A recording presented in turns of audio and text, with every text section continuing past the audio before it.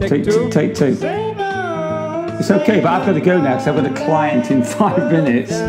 So no way, you have clients now, Tim? Wow, you're so good. No, sorry. I've started recording. Okay. You want to do the clap? Yeah, no. Can I do the clap? Please do the clap. Clap. Oh, I've yes. got the clap. Oh, yes. I've got the clap. I've got the clap. Yeah. And we are here and we're back. As Paul Koff, one of my comedic heroes, says, and he said, sorry, hang on, don't look at me like that. It's like, he said, style is like the clap. You've either got it or you haven't. And I have. Anyway, there you go. Carry on. It's a subtle joke, and you had to be there at the time. So what did you say? What did you say about before we started all over again? How can we attract more subscribers? And you said all about enjoyment. Yeah, for me. Yeah. As long as I enjoy it. That's... By the way, have you subscribed yourself? Well, technically speaking, no. But I have actually ever listened to one episode we've done, and that was the one with James Altucher, and that was only because it was good. No, it was only because I wanted to listen to what he told me to be. It was about me, basically. A better writer? Yeah. It was all about you. Sorry, Troy. So the only famous person... I think you should introduce Troy now. That would be nice if you weren't just a selfish bastard. What did you say? No. Yeah, okay. Troy, look at us like right now. With are you appalled right now, or do you want to leave, or do you want to stay still? No, I'm just really enjoying listening to your banter. I'm in a place of enjoyment. Banter / abuse. It's like there's a very fine border there. But anyway. But it's cute, and you both look so cute when you do it. My God! Last time I looked cute, I was 4, and I was holding a puppy dog. Yeah, that was the last time it happened. Oh, I can imagine. Can you send us pictures after that? So, thank you, Troy, to be here. Thank you. After this false start, let's start all over again, and I'll try to do my very poor intro. Try to set the context of this episode. So, Troy, you have been my CTI supervisor during my CTI certification, right? So how good is this intro? Right. Okay. Yeah, you don't even remember me, by the way, but that's okay. Yes. Well, of course I remember you. And you told me you remembered me. You said you hated me. I hated you. So let me tell you a story. How this happened. Told me that as well. I decided to... But that was only about 10 minutes ago. As well. Yeah. So let me try to set the scene. So I did this certification, the co-active, is it okay? The co-active certification, long time ago. And during this process, you are assigned with 2 supervisors. The first supervisor, really, when he looked at how I was coaching, he was like, yeah, you know what, Olivier, you understand the whole principle, you'll be fine, you'll be okay. And then I had you, Troy, and I submitted you my coaching recording with my clients, and then you had to review it and then give me feedback. And basically, the first time I had you, to receive this feedback of yours, you just destroyed me. You just went details by details just to mention what I did wrong, basically. And when I say destroyed me, you did it very nicely. You did it very intelligently. You pointed everything, but the way that I received that, I felt so crushed. I think that's important to underline. It's the way you received it. You felt crushed, destroyed.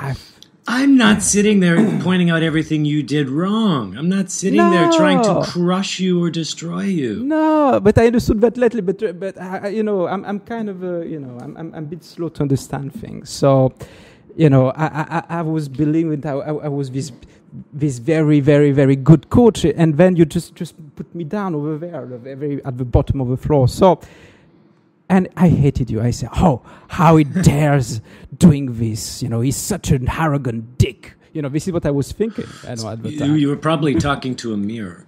Yeah. Oh, yeah. Actually, I want to drop you as a co-host. I'm bringing Troy on board now, even though technically you own the website. Anyway, but then I just realized I was the arrogant dick. Thank you for pointing that. Right. I point it out every time we do a podcast, but you don't listen to me. Yeah. And I point this to you as well. So we are three arrogant dicks. I am the most unassuming, humble person. I took out a full-page advert in the New York Times telling people how humble I was. So don't give me that shit. Okay.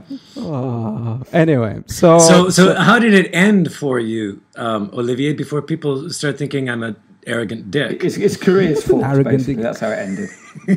Yeah, that's it. So I just realized something is that you taught me a lesson, really, and you told me how, you taught me things that I needed to improve, and that I didn't know so many things that I thought I knew, and I decided actually to join your master coaching training program after that. So which I'm excited about, because in that program you're going to learn humility. Yeah, thank you. Okay, so you should have told me before. I gave you fucking money, Troy. Now I want my payback. Now you're pay stuck. Me back this. Stuck with that. Anyway, so I wanted to have you in on this podcast because so you're CCPC coach. CPCC. Do you want to explain that for people that don't know what CCP is, mate? Might be a wise idea, because it could be mean, I was trying to think of something amusing then, for that acronym, and I did think of funny something thing, collegially proactive creative cunt. That could be. We've banned ourselves from using the C word, coactive. Yeah, we've banned ourselves from using the C word because it's the only thing that's ever brought us complaints. Oh no! So you have to by your wife. By the way, is it your wife who complained? Yeah, basically. Yeah. Well, she's the only other person that's ever listened to anything. But Tim, where you're from, the C word is actually used quite often, and it's not as offensive as it is in North America. Oh yeah, it's far more. It is. There is a word that in the UK, and we've talked about this before, so I don't want to bore Olivier to death. Well, I'm not really bothered about him dying. I just don't want to bore him. But the word in the UK that isn't anything like as offensive in the UK and isn't gender specific is twat. So it can twat. Be not. We say twat with a hard A, and it's like, oh, you stupid twat. It's just like, it's not, you get away with that on TV. Whereas the C word, oh, no, that's just as bad in the UK as it is over here. I've heard it used a lot, and I had a friend living in the UK who says, no, I call everyone a clown, yes. A clown. Well, no. But actually, twat also exists in French. Olivier, if you do an English pronunciation of roof, T-O-I-T, twat, it's a twat. Yeah, but it's actually a pregnant goldfish. I live under your twat. You can actually use it in words with friends, but you can't use the C word in words with friends, but you can use twat. And it is a pregnant goldfish. And I thought that was a myth until I went and checked it when my best friend played it against me. I thought, you twat for using twat against me, you twat. And I checked it, and it was, yes. Wow. I like the direction where we're going. I do. It's like, we're into... I'm going to have to revise my poetry collection I published, where I have a lot of C words in it. Yeah, no. So you're a writer, by the way. So I'm a writer as well. Take the lead. So, and you write poems. Tell us about that. The poetry, it's related to my mastery and coaching work as well. It's all about breaking taboos where nothing is taboo. I take the reader into very taboo stories or situations where I want them to not sympathize, but get in the shoes of something they would normally abhor. And it's an exercise in developing compassion. Have you read Prometheus Rising by... Yes, I have, by Robert Anton Wilson. Which is one of my favorite all-time books, and that's very much along those lines in terms of, like, if you're left, and I'm fairly liberal, no shit. And it's just like, well, could you put a Nazi uniform on and goose step down your local high street, just to see what happens, just to see what the... Yeah. And it's probably the greatest book I've ever read on being genuinely open-minded, because I think with open-mindedness, everybody likes to think that, there's a guy in the UK called Jackie Stewart, who was world motor racing Formula One champion in 68, 69, 71. He's still alive. He's in his 70s now. And he made a famous quote, and he said, there's two things that men won't admit they're bad at. One is lovemaking, and one is driving a car. And to me, the third one would be, and the third one is admitting that you're closed-minded, that you're not open-minded. And I think we all like to think that we're open-minded. But, I sat down and watched the Republican debate last night. So for anybody that's listening to this, it's time sensitive, and where Donald Trump admitted that he donated to Hillary Clinton's campaign just because he wanted her to come to his wedding. Okay, makes sense, Donald. Nice one. But so I find it, I struggle to be open-minded with things like that. I've got to be honest. To me, it's kind of like, you douche. You're wearing a shredded wheat. People in England will understand this, or a bird's nest for a hairdo. You're a fucking douche, and I find it difficult to be open-minded to that. So you're trying to encourage people to be open-minded. Can you adopt that yourself? I'm actually, yes, you can, and in fact, okay. So the courses that Olivier had signed up for. I got my money back. Yeah, I'm going to be taking you through that, basically, where if you think you can coach people and be with them on their journey of transformation, life, whatever, you have to implicate yourself into the relationship, and it goes beyond just listening and empathy.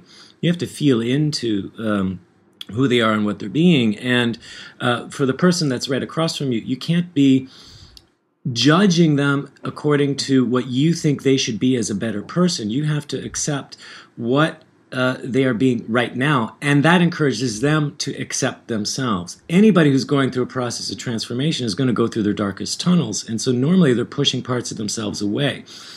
So in order for you, say as a coach, a leader, or anyone, if you're willing to go through the dark tunnel first, meaning if you're willing to take a bullet first before shooting a bullet at somebody else, they will follow you because you're showing them the way. This is partly what my whole philosophy is based upon with the system I'm teaching, Emergent Essence Dynamics. In order to access essence, you have to go through a loss of identity, basically. And in order to provoke that, a loss of identity, you got to step out of your own skin.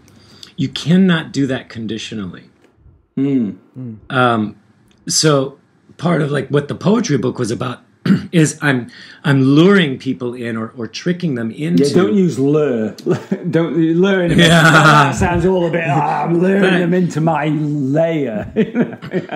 Yeah, I know it can sound like that, but in a way, it's like a Trojan horse. Here I am presenting them with a poem where they're going to go, "Oh my God, that's shocking and disgusting." Yet at the same time, they're giggling to themselves.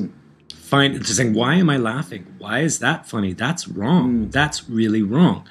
I did an experiment like this 10 years ago when I produced some shows, live comedy shows, and the content was very, very, very twisted. The humor was very dark, and people were laughing at things really they should have not been laughing at. But we were able to put it at such an angle that they could get inside the twisted mind and find full right of conviction.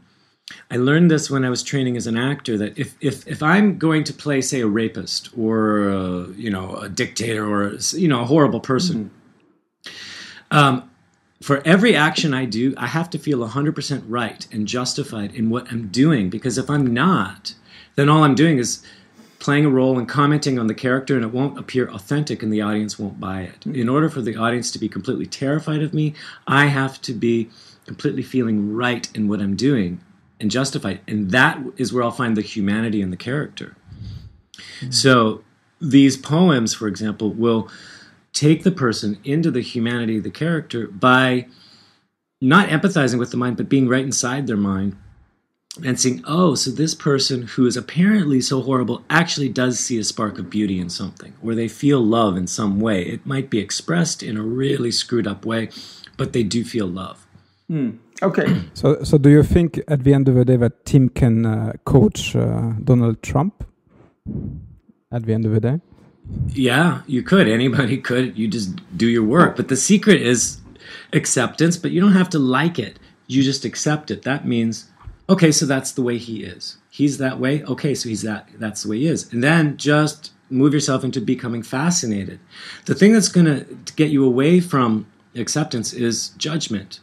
And as soon as we start judging something, we're trying to change it. Therefore, we're never connected. I mean, I think on an intellectual level, I agree with everything you say. You know, I write a blog in a certain way, and you know, I've taught about things as varied as sort of xenophobia or patriotism. I've written 3 or 4 posts on gay rights. I've written posts, and I've actually, I can remember the posts I wrote when the vote went through for gay rights in the US, or you know, for gay people to get married. And I basically said, you know, if you don't think this is the right thing to do, fuck you, don't bother reading my blog. And everybody agreed with me apart from one person. The one person that didn't agree with me was my Buddhist teacher, Bodhipashka, who we've had on the show, who's a personal hero of mine. He said, you know, what would make you want to say that? Wouldn't you want to include and say, okay, if you don't agree with me, maybe you want to put yourself in the position of these people and that. And I just think that sometimes our energy, you know, so for me, I've worked with a lot of right-wing Christians, but they don't tend to come to me through my blog. They tend to come through me through recommendation, etc. And I think, and I'm happy working with those people. It's just that they're not the people that I most want to work with. And it's not because it's easier. It's because I don't want to be walking on eggshells. Like, you know, I tell a lot of stories. And I want to be able to say certain things that I don't want to think, oh, is this person going to get offended by that? Have I got to back off? And I know, you know, in a purist sense, some people may say, well, that's not coaching. And I get that. And you know, and I'm very much of a belief that my job as a coach is to help the person get to where they are, to where they want to be. Even if that's only a sense or a feeling of where they want to be, they may not know specifically. It's to get them there. Now, you know, if somebody wants to be, you know, I'll give you an example, and then I'd like to get your feedback on this, Troy. So I had a client. I'm going back a number of years now, probably 89 years. And the guy, he was a face-to-face client and an early client of mine when I moved to the US. And basically, he lived on a house in an area that I'm not going to mention in the Orlando area because it's pretty well known. Very expensive house. And he had a business. He was taking out $18,000 a week out of his business to run his big house on the lake with his boat and all this stuff. And he wasn't paying his staff. And he took great pleasure in showing me this spreadsheet of how he was defrauding his staff and thought it was clever of him and funny of him. I had to walk out and say, we can't work together again. Now, could in an ideal world, and I think what you're saying is right. You know, I was just listening to some Jack Cornfield just very literally about an hour ago that was saying a very similar thing to what you're saying. And again, as a Buddhist teacher, is a hero of mine. But, you know, I'm just not sure that I'm at that level of, I don't want to use the word enlightenment because that sounds so pretentious, but I'm not just sure that I'm at that level to deal with people like that now. I would rather walk away and say, get yourself another life coach, because what you're doing is screwing people over for your own good. So I'm really fascinated to get your feedback on that. I can give you 2 answers on that now. Or 2 responses here. You're actually now opening the conversation to, there's a distinction here between, okay, the one ingredient for a coach ideally is that they can be all embracing. And then there is ethics. There are ethics, and you need to adhere to an ethical code, and every coach is going to create for themselves their own ethical standards. And then there is the ethics of the profession itself as well. Okay. So you're faced with a choice of, okay, sure, you could still feel into this guy, understand, even get into his mind and say, yeah, I can see your point of what you're doing and why you'd find that so thrilling. Yet, do you want to continue working with him? That's according to your standards. Like, you're being unethical if you continue to work with somebody and you cannot 100% champion them and you cannot be 100% objective. Does that happen to you? Right. It happens to me. Okay, yes. Cool. And I need to make a choice. Do I continue to work with this person or not? Now, just because I decide not to continue working with that person does not mean I'm saying they're a bad person. Okay, yeah. Now, I can go beyond this a little bit where I'm convinced that, even if, let's say, I'm coaching a psychopath, a criminal mind, whatever, when I take them into their pure essence of themselves, this is beyond ego, identity. This is a place where there is no fear, where they're limitless self. There's a feeling of calm, peace, tranquility, and a sense of limitlessness and full creativity and resourcefulness. There is no reason why we have to be unethical to a level. When every client I work with, when I take them into essence, all they feel is a sense of peace and love. And they have, and they can look at all the things they do in the world, and they just laugh at it like it's a cartoon because they say that is so unnecessary. So, can I interrupt you just 1 second? Yeah. You and your course is called Emergent Essence. Emergent Essence Dynamics. Dynamics. Okay, yeah. So an essence, I believe, is the word is a pivotal word. So what is the definition of his essence? What does it mean really? The way I'll define it here is essence is, some people might call this your higher self, your divine self, but what I'm saying it's you beyond your ego. It's like your transcendental self. This is your permanent self, the self that's not limited by a body or a mind or personality. It is your pure potential. If you want to think quantum physics, it's like the where you have a full wave of potential where it contains everything, and then as soon as it's observed, it collapses into a point. That collapse into a point is like your identity now. When you go into essence, you return back to that wave of pure potential where you can be anything. You have the potential to be anything. Okay. Does that make sense what I'm saying? I want to challenge you on something, and Sure. I want you to kick my ass into oblivion if you think I'm wrong. I mean, one of the things that we've seen, as coaches, I'm guessing you've done this for a while. I can tell by the way you talk about it. You've got a great understanding of the topic, unlike Olivier. Sorry, mate, I'm just joking. Yeah, I'm kidding. Olivier's a good coach. It's good. I wouldn't be worried if a member of my family were to hire him, unless it was my wife. Then I'd never see her again. Okay, so here's the thing. So you mentioned then psychopath. Now, one of the things that we've seen over the last really 5 years, and maybe to a certain extent a little bit longer than that, with neuroscience is, one thing that we know about psychopaths and to a lesser extent, people with borderline personality disorders is the brain's different. They've got certain areas that they can't access in the brain physically. It's not possible, and there is no neuroplasticity that can fix that. So a psychopath, they've got almost no empathy for other people.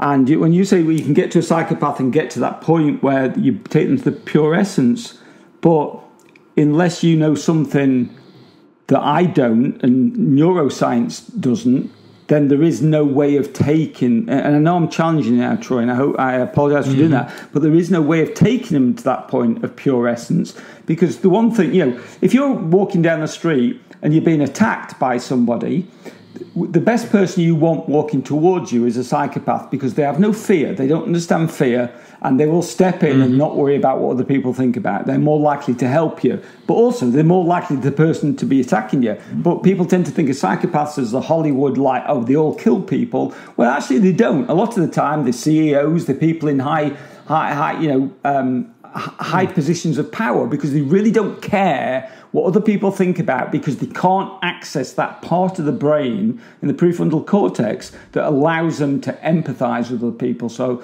I'm just intrigued to get your take on that. Yeah, this is very interesting. Now, I cannot say that I've directly worked with a psychopath as a client, okay? So you're working with two now to convince us. Yeah. But who knows if we've dealt with a psychopath? All right, and there's many levels of psychopath. Now, there are articles out there of, like, for example, the people who have more authority, more power, need to use less empathy in order to move forward or to get things done. Empathy can actually get in the way. My feeling is that I believe a psychopath does have empathy. They can just turn it on or off. This is my belief. Now,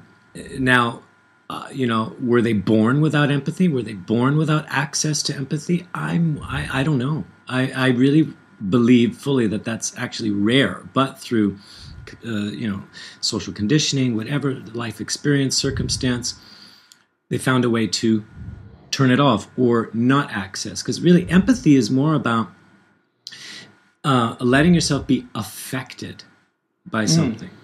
So, right? It's not about being able to feel into somebody's shoes. A psychopath absolutely can understand what it's like to be in somebody's shoes. They just don't let themselves to be affected by it. Or they use empathy in a different way where they don't let it affect themselves. But they have to be able to feel into other people to anticipate strategies, people's reactions. Well, I mean, neuroscience would definitely disagree with that and just definitely say that they don't have that part of the brain to access, that they can't access it. So, from a layman's point of view, I get what you're saying, but everything that I've read about psychopathic people is they're literally wired differently and they cannot access that. So it's not a question of not wanting to, it's that they don't have, the brain, when they've done fMRIs and CAT scans on people that are truly,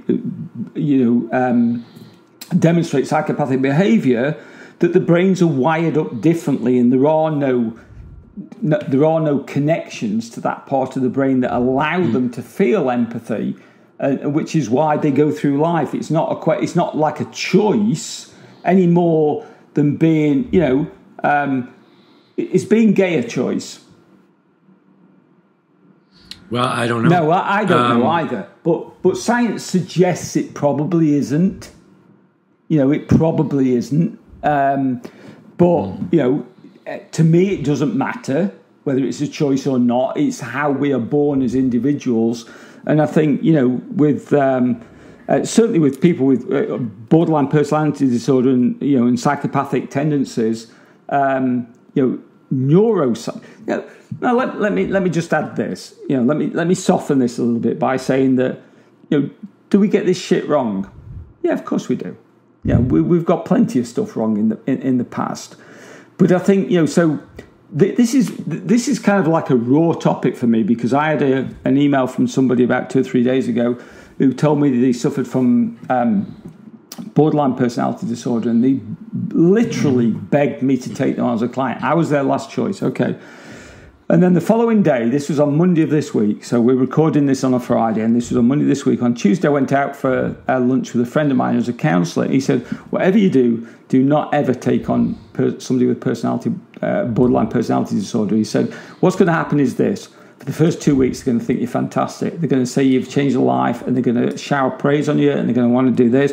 And then the minute you come up against a barrier or come up against an ethical sort of issue where you say, well, I can't do that or whatever, then they're going to think that you're scum of the earth. And it's the way they're wired. He said a lot of counsellors and therapists will not touch people with personality disorder. And the same goes for people that are suffering from psychopathic or sociopathic issues, that they won't touch them because there's almost nothing that can be done. These people don't, as of now. And let me make this clear. We're still in the dark ages. We'll laugh in 100 years at what we're doing now. So I'm not trying to, Troy. I'm really not trying to pin you to the spot and insert pins in your eyes or anything like that. I'm just trying to widen the debate and get your opinion, because you're obviously an intelligent guy, and I like a lot of of what you're saying. So that may sound patronising. So you might call me an idealist when I say this, but I do believe there's always a spark of life and potential in somebody, no matter how cut off they seem to be from normalcy. I think everybody can go back to source. It's really, really, really, really rare to ever find a completely lost soul with no noble virtue in them. I believe it's maybe the noble virtue is so buried, and with concerted will and effort and proper guidance, they can slowly rebuild the bridge to get it back. I think a lot of times we as a society are just writing people off onto the fringes and saying, neuroscience proves this and such proves that, and that's the way it is. I don't have a lot of faith in your neuroscience, because I think they're just studying how much blood goes to the brain, and they're really not studying consciousness. They don't know how to understand consciousness or measure it. And I agree with that. And I think neuroscience pretty much doesn't write anybody off other than this very, very tiny group of people. And I think for the most part, one of the things that we've seen is that the brain can rewire itself. It's just that this part, is not accessible. So I agree. I think we're close. I mean, if you want to take it to a metaphysical debate, then what's reflecting what? Is the brain a physical representation of what's going on metaphysically in the person, or is the brain affecting how the person operates metaphysically? If you want to think the physical body, the etheric body, the astral body, the mental body, and so on, which are all different layers towards the whole pure soul essence of the person. Now, in certain spiritual literature, what can happen is if the personality gets so lost, that means the physical, etheric, astral, which is the emotional body, and the mental body, if that gets so lost and cut off from the divine spark, it's just going to be like pruned, like a dead fruit off the tree, and it will be obliterated. But that does not mean the whole divine, larger essence of that soul is going to get lost. It's just like you lost a finger. Now, this is, if you want to go deep into, I'm talking theosophical literature that was brought on by H.P. Blavatsky, and I know people debate her legitimacy, but they talked a lot about the nature of reincarnation, how the soul, returns to the earth, etc. That are in our one body. It's just one small ray of our whole full divine essence. So if that one loses its connection, it'll just get pruned. And I think that is the 0.01% cases we're talking about here, where they cannot access their humanity. But I think it's really, really, really, really rare, and it takes a lot to arrive at that. I think, in my poetry book, it's called Redemption of the Moonhooker. I mean, Moonhooker is just totally lost from society, but there is redemption available to us. I think in every psychopath, at one moment in their life, there was a spark of something that had them connect to their own pure source of self, where they would have a window of redemption available. It's whether they take it or not. It's whether they have the awareness, but they certainly will feel it for a millionth of a second. That's the opportunity I look for, no matter who I'm working with. Is the way EED works is I provoke in order to stun the person into a place where their personality cannot fight back for a millionth of a second, and I grab that spark, and then I amplify it. And the more sparks I can create, the more I can get them in touch with that spark, get them aware. Actually, the longer they'll be able to stay in it, and the more reachable they become. And I've worked with high resistance and highly devious people, and yet I'm still able to catch them. And when I catch them, they're very, very, very uncomfortable, but when they settle into it, they experience that peace, calm, that bliss, and then I train them how to return to it. So I'd love one day to work with the extreme criminal minds and psychopaths and that, to really test this out, because if I can be proven wrong, then I'll find something that else that will access this, because I really will die with the belief that no matter how much of a lost case you've got, there's always some kind of a redemption in that person. I don't know how you want to respond. Well, I agree with the redemption. I agree with redemption. I don't think,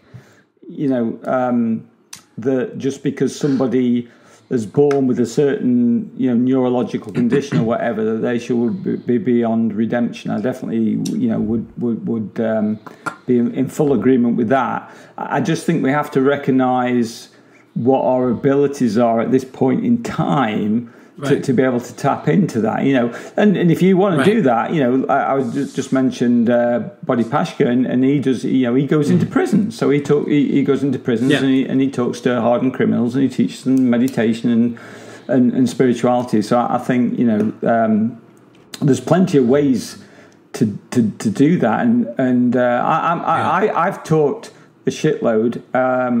And Olivier's looking there. I know. I'm bringing you in, mate. I'm bringing you in just very slow. Are you coming in, Olivier? I'm bringing you in very slowly. Go. And to be honest, I was looking at this exchange I was shifting, left foot, right foot, because I was extremely nervous. Because I know you, Troy. You have a belief, which is sometimes a little bit metaphysical. You just mentioned that you have this.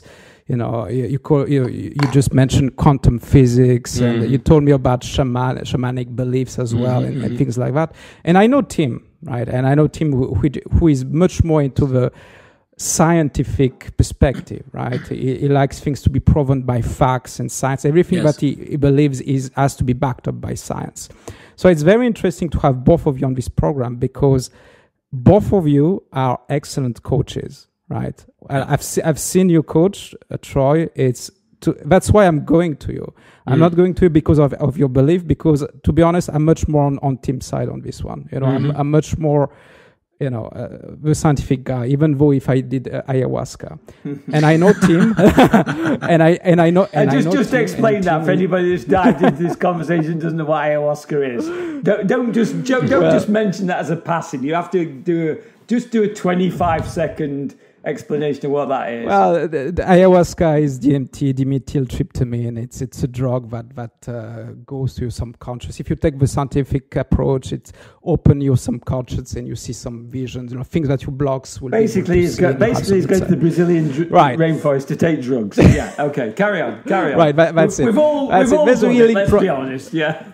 There's a healing process over there, and I'm going back in December. But even this experience, even though it's run through shamanic, through shamans, the shamans are running this. I'm going there with a very scientific approach over there, because there's lots of, even you have lots of studies that have been done, how it can heal, this rod can heal. So, I'm the scientific guy, right? So what I was saying is, I'm going to you, Troy, because even if you have this belief, you are extremely effective as a coach, right? You don't need a topic. I've seen you coach. You just went like this, and and the result that you get are amazing. And then you have Tim, who is NLP trained. Which is very pragmatic and scientific guy, and some of NLP is smoke and mirrors, some of it's bullshit. But thank you. And some of the NLP is not actually proven. No, it's a lot of it isn't. Really, I use it for the linguistic side of it, which comes from Gregory Bateson, Noam Chomsky, and people like that. But some of it is smoke and mirrors. I agree. So the thing is, we have both of you on the kind of extreme things, and both of you get results, right? So how do you need this belief really, to get there, or is it only the process? Well, just to qualify what I was saying is, you can have an undying belief that there's redemption available in everyone, but you can't be attached to that, because that's what's going to get you in trouble as a coach, because then you start going on a crusade to save them, and then you're on a crusade to change them, and you've stopped accepting your client for who they are, and then you're interrupting their natural transformational process. You need to accept as a coach that if somebody jumps off the boat, starts screaming in the water, thrashing around saying, I'm drowning, and you've thrown them 1,000 things to, pull them back into the boat, and they've refused every one of them, you have to learn how to walk away and let them drown, because they're making their choice. Because if you jump in the water with them, all they're going to do is pull you down and drown you first. I agree with that, 100%. Yeah. So So I may work with a client and they might be behaving like a lost cause, and I can do every trick in the book and they're still not going to budge. Well, I have to be able to turn my back and walk away and say, okay, I'm done. If I can't do that, then I'm getting pulled into the water. And I've actually stopped coaching. And I see a lot of coaches falling into that trap. Half the supervisions I do, I'm training coaches to say, look, you've got to deal with your clients' suffering. Your clients are constantly going to show you suffering in front of you. They're going to, pull their hair out and say, oh, I'm so fucked up in life and help me. And you can't direct your compassion and empathy towards that, because that is their pathetic self screaming, saying, do the work for me. You have to be able to cut your empathy there and appeal to their best self and say, so what are you going to do about it? What are we going to spark up in you? Or in order for you to accept the suffering and then move from there and re-engage with your creativity. Otherwise you're just fixing, and they're manipulating you. No, one thing I was really wanting you to do, but I won't ask you this, even though I'm asking you this. I would love you to coach. Try you to coach Tim if it's possible. But you're putting him on the spot. I know, but because I know how you. It's putting you on the spot. I would love to see this happening. But anyway, it just actually, I could do it. Well, go for it.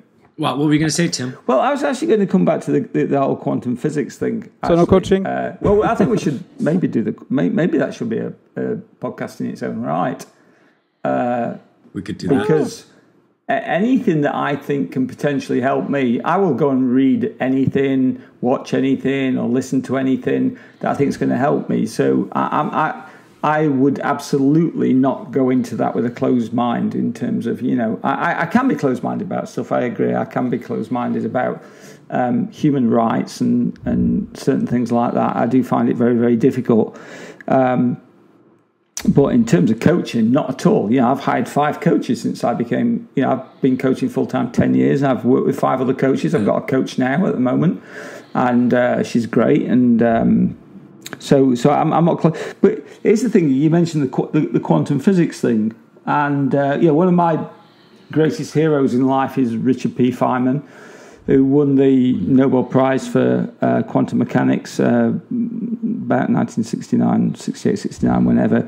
Just a phenomenal mind, just a great guy. And for anybody listening, if you ever go and look at the Feynman lectures, that they had a massive problem at UCLA because there were people in line like 3 or 4 hours before he was due to give his lecture, and most of them weren't doing quantum mechanics. So they were like people hanging out at the back and what have you, and people couldn't get into the lectures. He's a great guy, and there's a quote by Richard Feynman that says, if you think you understand quantum mechanics or quantum physics, then you don't understand quantum physics. And there's probably I watched the interview with Richard Dawkins with Deepak Chopra, where Deepak Chopra tried to explain law of attraction using quantum physics, and Richard Dawkins said us about, well, quantum physicists don't believe in this, and Chopra actually said, well, they've just hijacked the term. And Richard Dawkins says, are you saying that quantum physicists have hijacked the term quantum physics? And Chopra immediately looked like the guy, the kid caught with his hand in the cookie jar. And he actually said yes, rather than backtracking and saying, well, no, I didn't mean that. He actually said, well, yes. And when people talk to me about quantum physics, it's kind of like, it's not true that nobody understands quantum physics. We don't understand everything about quantum physics, but there are people that understand a lot more. But when people talk to me about, and reference quantum physics, it's kind of like, you're talking about the most complicated area of science that mankind has to deal with. So when people say, well, it's like quantum physics, and you said there's a line there and poof or whatever, it's kind of, and I guess you were talking about observational theory, where just because when we observe something, it doesn't necessarily mean it's the same as when it's there when we're not observing it. And it's kind of like, well, that's the bit where I start to struggle, because even quantum physicists couldn't explain that. So when we use that to explain something, Troy, you made some really good points about, okay, well, I think there's an element of humanity in every person. I think, okay, well, yeah, we can get that. And you've made a lot of good points. But when we get onto quantum physics, I'm like, I don't know about that, because I don't understand about quantum physics, and I've read stuff on it, and it's just way above my, I don't want to say pay grade. I sound so American with that. And it's kind of like such a complex. You've got to be a genius at math, a genius at physics. You've got to be able to combine the two and integrate and then take it. So it's kind of like, is that something that you have studied and believed in? Is it just like a throwaway line or whatever? And I'm putting you on the spot again now, but that's why you come on podcasts. I think there's a paradox in quantum physics that you need highly intelligent people to write out highly complex mathematical proofs to prove something that's happening, that's going on, let's say, in a different dimension, and how we can explain it in our dimension. I mean, that's why quantum mechanics or physics is so complex, because we're trying to relate it to our physical world. It doesn't exist in our physical world. Well, it does. No, it does. It does exist. It does at the subatomic level. It does. Right. But I think if you think of it in, say, more spiritual terms, it's a metaphysical level. It's the building blocks of our physical world. It's the laws underneath the laws. And there's total chaos going on, according to us, in quantum physics. It's the building blocks where you're in the realm of pure potential and pure creativity, where anything can happen, anything is possible, anything can mix up and produce whatever it is. I mean, really, that's what we're talking about, and it doesn't make sense to us because we need rules, regulations, we need duality. Quantum physics is about uniality. Uniality doesn't exist in our world. It does in Buddhism. That's when you're on a different realm. That's when you are on a transcendental realm. A place, let's say, of essence, or it's beyond body, it's beyond. I mean, even Robert Anton Wilson will talk about this in Prometheus Rising when we get to the 8th circuit of Timothy Leary. We are in alien territory. The Kabbalah talks about this when you go into the Ein Sof Or, when you go beyond the first sphere of the tree of life. Beyond that is pure divinity. It's like when you look into the face of God, you cannot live because you are beyond your world. You are obliterated as we know it. I think that's what we're looking in. We're getting a glimpse into a whole different kind of dimension with quantum physics, and that's why it's so difficult to explain, because we're trying to translate it into our three-dimensional world. But in fact, it could be very simple. Okay, so I'm going to ask you a really tough question. Do you think it's intellectually honest to talk about quantum physics when we can't explain it? To use it as a reason to explain something that people... Because I see it all the time from, and I don't mean you now by any stretch of the imagination, because you've not brought this up, but I see people in law of attraction say, well, the law of attraction works because of quantum physics explains it. And it's like, no, it doesn't. Find me a quantum physicist that believes in the law of attraction, and I'll find you a fucking unicorn with gold teeth and a fucking rainbow for a tail. It's just like, it's not true. I can't claim to know the answer to that, but what I can say is, okay, so when I speak of quantum physics, I use it as a metaphor. I use it more as a metaphor of how things interact. Quantum physics is showing us, let's say, how the subatomic world, the world of potential can interact with the material world, and how it transitions from potential to manifested reality. That's what the process is they're trying to explain or solve. And there's many mysteries in that. How does something move from pure potential into manifested reality? So I'm looking at, like, for example, in my EED work, how do relationships behave? How are they dynamically intertwined? And I'm looking at it like two things in relationship are imitating the way, say, two particles can interact. Like when you talk about quantum entanglement, like each one mirrors the other. Now in quantum physics, they say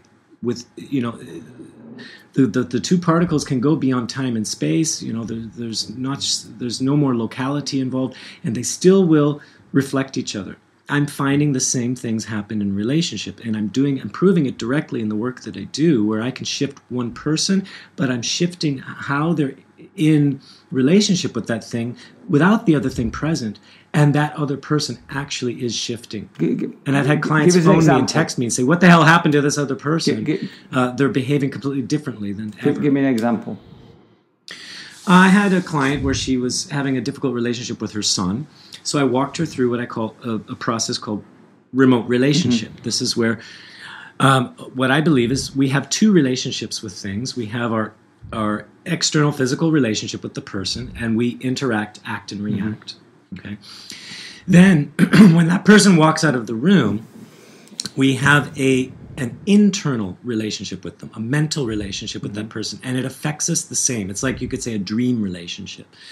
And we've all had the experience where we can walk away from somebody and have arguments with them in our head, and it affects us physically. They say this, I say that, that's how they respond, and we're totally imagining the whole thing. But what we're doing is we're programming ourselves, we're working ourselves up, we're training ourselves how to have default reactions with that person's behavior, and we're anticipating. And so what I do is I have the person work with that internal relationship, and I go play by play. When you do this, what's their reaction? When they do that, what's your reaction? And I'm tracking what is being revealed in the dynamic. What are they doing to each other? What's the game they're playing? When we get that rolling, then I can start interrupting the dynamic and making shifts. Say, well, it's almost like let's try different tactics, but it goes a little deeper than that. What I'm looking for is what's the relationship trying to accomplish through the conflict. And what this always leads to is the person is creating the conflict themselves. Mm-hmm. And they're endowing the other person, putting a projection on the other person, which means it doesn't mean that they're magically changing the other person. By me projecting onto you, let's say that you're an asshole, everything I do is going to provoke an asshole out of you. Yeah. Okay, but if I am convinced you're an asshole, no matter what you do, I'm gonna read it as proof that, you see, the way you're leaning forward right now, the way you're kind of smirking, that's so assholish, and then I'm gonna respond to that. I'm going to complete a dynamic. In order for you to be an asshole to me, I have to be affected by the asshole, victimized by him. That's going to make you more of an asshole. So in fact, but the trick is, with these projections, I'm actually the asshole, not you, but I'm pulling it out of you. Have you been talking to my wife? You have, haven't you? You fucker. I can't believe you. Well, This goes right down back to what Robert Anton Wilson also wrote. I think it was in Prometheus Rising, or it was in his other book, Quantum Psychology. What we think is what we set out to prove. What the thinker thinks, the prover proves. Yeah, what the thinker thinks, that the prover was proves. Prometheus Rising, yeah. That was Prometheus Rising. So what I've done is I've developed a way to shift the thinking of the person, and then they can start proving something else. But in order for them to do that, they have to enter into a state of humility. That is, like you're leading them into the classic, you are the cause of the problem, and nobody ever wants to admit that they're the cause of the problem. They'll always point the finger and blame and say, but when they do that, but because they're this, because they're that. But it's to move them into a place of humility. And the way I do it is I show them like a movie. I say, look at the play-by-play that's going on, right? And, I mean, both people are using each other to work out a drama. It just takes one person to shift the drama. Meaning, if there's a game they're playing, they're both trying to win the prize. Nobody wants to step out of the game and forfeit. In order to forfeit, you have to have humility. First of all, that sounds like Games People Play by Eric Byrne, which is a great book. Second of all, to support what you've just said, I've got a friend in the UK who's a cop, and he said in all his time as being a copper, he said, nobody ever admits to a crime without a but. Yeah, I did it, but if that person hadn't said that, I wouldn't have done it. But if I hadn't been hungry, I wouldn't have stolen it. But if they hadn't talked to my girlfriend like that, in other words, it's like, I'm going to take responsibility, but I'm not really going to tell you because the right. But not subjugates. That's the wrong word at all. It negates the reason to begin. Nobody ever says, "Yeah, it was my fault. I'm ever so sorry." He said, and then stop. Exactly. He said in 20 years he's never. Well, I mean, this was a few years ago, and I had this conversation with him. He said he's never heard that happen. This is how we're addicted to the game, because we're unwilling to let go of the prize that we're going for. I will never let you have the prize. In order for me to give you the prize 100% and feel 100% okay, that's going to shatter my ego. And that means I'm losing my identity. It means it's almost like I'm obliterating myself. Yeah, I've lowered my status, and the brain hates and lowering your status. It causes a dopamine crash. So But what happens is when I move the client into that state where they temporarily leave their identity behind, they can drop into their essential self, which means I don't need the prize because I'm whole, complete, okay, and they feel that peace. Then we can start building a new endowment where they can actually be endowing the person with whatever it is they've been seeking, meaning give them the prize, but now let that person know they already have the prize. So there's no reason for this game. But that means they have to endow themselves as being whole and complete. And if they can sustain it, there's this shift that happens. They see the person completely differently. And in those moments, the other person actually changes because something has been reconciled in the relationship. Jesus Christ, you know what? I would like to see the humble team, Well, that's the best. There's no such thing. I've got part of my brain that it doesn't allow me to tap into the humble side of it. Do you mean that you're a psychopath? Yeah. This is what exactly. That's why. That's how I know. How do you think I know? Because I'm a raving psychopath. That's okay. I mean, I can demonstrate that for you. Please do it. But it's like what Tim said. It would warrant another podcast because this process is not a quick fix. When I do a session like this with somebody, and that's just to make a small shift in the relationship. I'm not saying I'd love it. That we're going to resolve it. I mean, but it could take 45 to 60 minutes because the ego is so stubborn, right? Mine is my fucker. I mean, I keep telling it to call Eckhart Tolle. Fucking look, come on, calm down. Call Eckhart. The ego's taking over. Or Jack Cornfield. Yeah. So can we? I don't know. Can we do something about? Yeah, we should organise that. I've got a client shortly, but I stop saying no fuck like that. This is like it's the cliffhanger. It isn't because Troy said it would take 45 to 60 minutes. It's a whole podcast. We could record it after. Like we start I'm sorry for having clients when you haven't fucking got any. I don't need to have clients. Yeah. I'm rich. No, it's because I'm better than you, and that's not my ego talking. That's I read it on a book or something. I don't know. No, okay. No, I'd love to do that. I would love to do that. I'd be very open to that. I love being coached. And I'm very open to it. You may not think it, and I wouldn't think it if I was you, but I really am. I really, if you can, if we can do something and you get me to think differently about stuff, one of the reasons, I've got 3 or 4 books on the go all the time is because I want to think differently about stuff, and I often will read stuff that questions my own beliefs, so I'm very curious.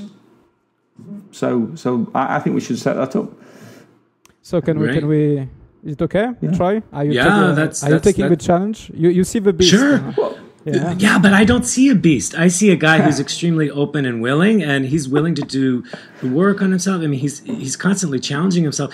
He's also, he could appear to be cynical or judgmental, but I think it's only because he wants to expand his range, and it's coming from fascination. I am cynical and judgmental. You're right, but I'd like not to be. One of the reasons. But so am I, Tim. Well, I don't like to get coached. Okay, well, I think we all are. I mean, one of the reasons why I've taken to meditation over the last few years, so it's because I don't. I actually posted something on Twitter this morning saying I need to stop being. To feel like that, I'm going to quote Jeffrey Gitomer now, and I don't know if you guys have heard of him. He's really probably the UK's biggest sales guru. He said sometimes you have to admit that you've got to resign. You resign the job as the CEO of the universe, and sometimes I feel like that. I feel like I've got to. I had a go at Robin Sharma on Twitter the other day just because I had a very bad negative experience with him where.